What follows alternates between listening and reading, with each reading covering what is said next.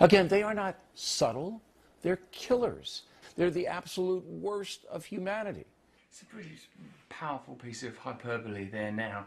I mean, what were they when we were selling them weapons? This story is a dangerous story that extricates America and other countries like Britain from the blame for this situation that we created. I notice this a lot. It's always the people at the end of the line that get blamed. I'm not saying that ISIS isn't terrible. That conversation, we're not idiots. We don't need to have a conversation, is beheading bad, yes or no? We've had that conversation, beheading is bad. Russell Brand, you know what? We would not even put this guy on if he was sitting in his bed with the pillow showing. Believe me. You don't know what we go through here with our guests. You know, when they're Skype guests, move a little to the left. No, move a little to the right. Could you put your chair down 1.5 inches? You got a monkey wrench. You could lower the nut and the bolt in the chair. I'm kidding. Anyway, welcome, folks. And joining us now is David Tafuri. He's in Erbil, Iraq, former rule of law coordinator for Iraq at the U.S. Embassy in Baghdad and partner at Patton Boggs law firm. Hello, David. Hey, Steve. How you doing? I'm all right. Question is, how are you? Everything okay over there? Everything is good here, yes. It's secure in the city of Erbil. People here are very happy about the U.S. airstrikes. They've made a huge impact on the security of this city. However, there's fighting going on all over the north of Iraq, and people are concerned about what that holds for this region. All right, well, the president spoke yesterday, and again, it was more of the same. I won't even say mixed message. He just keeps repeating the same thing. I don't know if he's doing what he's saying, but again, unfortunately, he talks about this limited scope, the humanitarian effort, which we'll get to in a second, but also, of course, he says, you know, if we're going to protect our embassy, we're going to protect our people, again, making it sound like, you know, it's basically for us in the airstrikes, hands off ISIS unless they threaten our people and our embassies or our, you know, interests, and that, you know, doesn't go really far enough according to many, many, many people, right? Yeah, I mean, that's one of the ironic things about the messaging by the White House right now. They talk about doing these airstrikes in order to protect U.S. personnel in the consulate here in Erbil, but it's a very small number of U.S. people that we are then doing airstrikes for to protect. You know, really, the goal should be a little more than that. Yes, it's very important that we protect our U.S. personnel. It's essential. But there's a, you know, incredible humanitarian crisis going on here. ISIS is becoming stronger. It poses a threat not just to the people in northern Iraq, but throughout the region. And ultimately, if they become strong enough, if they reach their goal and they form an Islamic state and have all of the powers of a state, they will strike out against the U.S. and Europe. We are their sworn enemies, and that is certainly their intention. But David, so the goal David, is the one more than just containing ISIS and protecting Erbil. We need to defeat ISIS. I couldn't agree more. And again, the president also said that ISIS presents a threat to the entire country of Iraq and to the region. Again, he fails to acknowledge the threat to the West and to the United States in particular.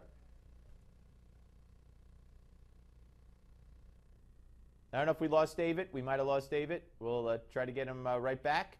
But David has it right on. David is absolutely correct. ISIS is a threat to the United States of America. Whether or not they gain their Islamic State, their caliphate, or how big it is, right now they're a threat to the United States. Because right now, lots of them have passports. And could be some could be in this country now. Some of them could get into this country. We just don't know.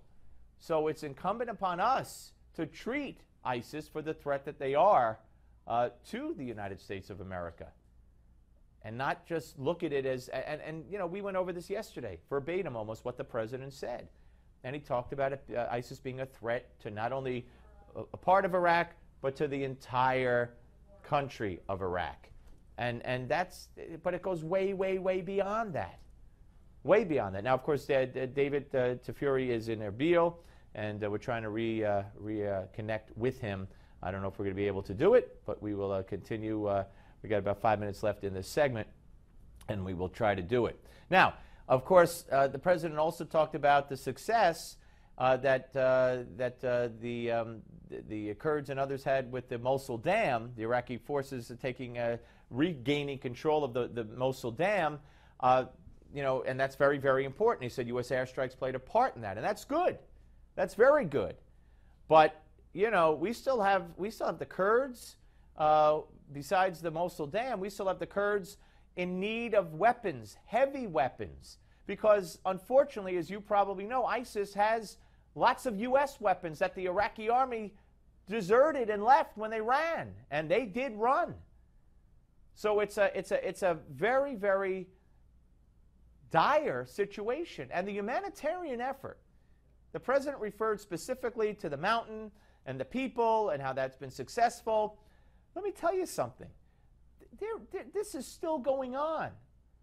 This is still going on where there are people wandering, where there are people displaced, where there are people hoping to survive. It's not over.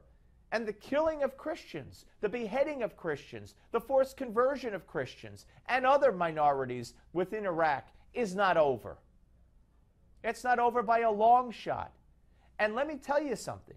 If you hit ISIS with U.S. bombs, as we have done, but you don't hit ISIS to kill it, and you don't kill it, then you are going to embolden ISIS. You are going to give ISIS a victory, just the way Hamas claims victory in the wake of the devastation of the Gaza Strip, in the wake of the devastation of their tunnels, in the wake of the devastation of their infrastructure, in the wake of the devastation of their leadership, in the wake of the devastation of their fighters, their terrorist fighters. Still, Hamas will claim victory. Why?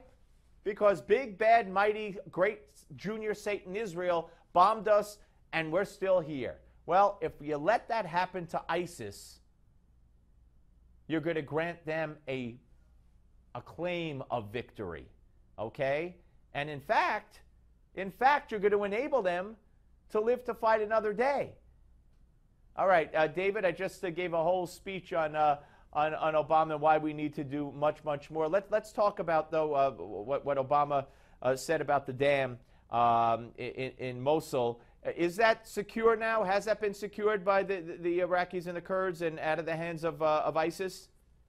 I believe it has, and that's what the Kurdistan Regional Government is telling me. They have secured it. They have defeated the ISIS folks who were there, who were holding it. They haven't been able to take over all of it, as I understand it, because they believe ISIS may have booby-trapped parts of the dam and may have placed explosives in certain places around the dam.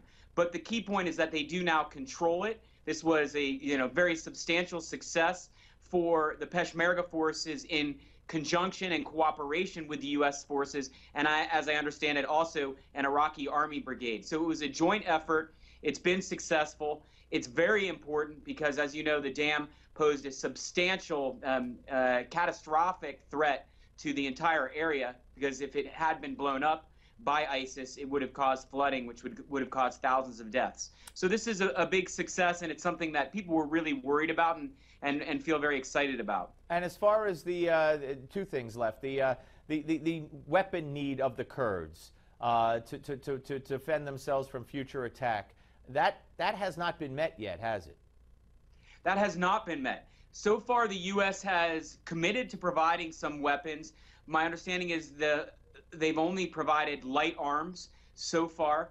That's not really enough for the Peshmerga forces. Imagine they are fighting ISIS, which has some of the best made American weaponry, which they took over from the Iraqi army bases they captured, including highly armored Humvees, tanks, and heavy artillery, and they're fighting them with machine guns, basically. They can't repel the attacks from the armored Humvees and the tanks with the machine guns. They desperately need stronger weaponry. It doesn't really make sense at this point for us not to be doing everything we can to arm them. They're doing the battle on the ground. They're providing the boots on the ground, and we're cooperating with them from above. So we ought to give them the capability to defeat ISIS as quickly as possible. Absolutely, and very in quickly, cooperation with us. Very quickly, David, we have less than a minute. The humanitarian effort. The president said the mountain, was a success. Is that over, though? the humanitarian effort is not over. The scary situation with thousands of Yazidis stuck on a mountain, that's been eased. But there are now hundreds of thousands of Yazidi refugees and IDPs throughout the Kurdistan region. In Duhok province, for instance, it normally has 1.2 million population. It now has 1.8 million people, so an influx of 600,000 people. They're living in abandoned buildings, houses. David, schools. the president failed to mention that, and I thank you for mentioning. David, great to talk to you, sir. Thank you as always. We'll speak to you again soon. Thanks, Steve. Thank you very much, David Tafuri, ladies and gentlemen. All right, folks, before we go, we want your opinion. We have a new poll. Is Rand Paul right?